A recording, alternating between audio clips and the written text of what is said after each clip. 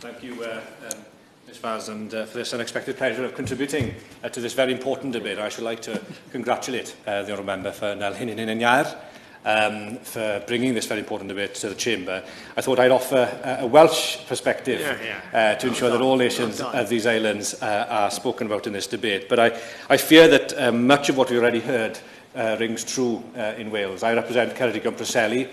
At the last census, Ceredigion, the majority of my constituency, recorded a 5.9% decrease in its overall population, and the communities that I now represent in Preseli or in Pembrokeshire saw their population flatline. And so this is a problem that we are very much living today. And what does it mean in practice? It means that we're having very difficult discussions about the provision of public services, for example, whether or not the school estate is sustainable for the future.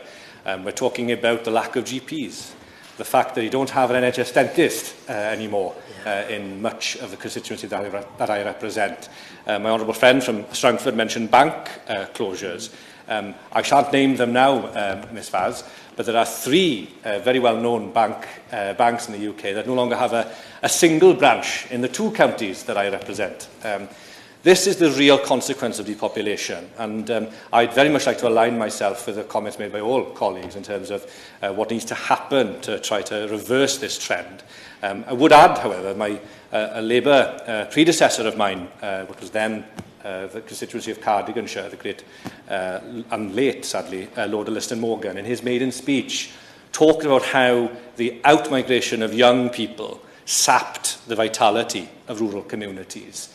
Now, he was speaking in the 1960s, but I fear it's true today as it was then. And as well as sapping the vitality in terms of private enterprise, and also by having a detrimental impact on the provision of staff for key public services, this out-migration is also sapping and undermining the viability of our rural communities. And I think it is something that the UK government can help. I think it is something that should be on the radar. And perhaps when the Cabinet Office looks at the whole range of risks that they must monitor as part of their remit, something the Public Accounts Committee in the last Parliament spoke about, they should also perhaps look to see about how these discrepancies in demographic trends across these islands might have an impact on key public services.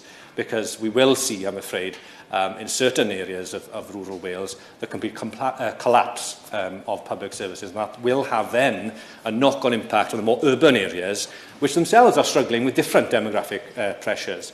So I think it's very important that we have this debate today. And the one thing I'd perhaps ask the Home Office Minister to consider as part of her very important work now in this new Parliament, the lessons that could be drawn from experiences elsewhere across the world. My honourable friend from Perthshire mentioned the experience of Quebec.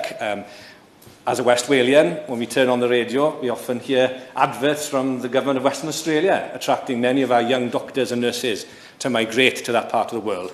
Are there things here with immigration incentives that we could try to attract more of our young people either to stay or indeed attract them from other parts of the world?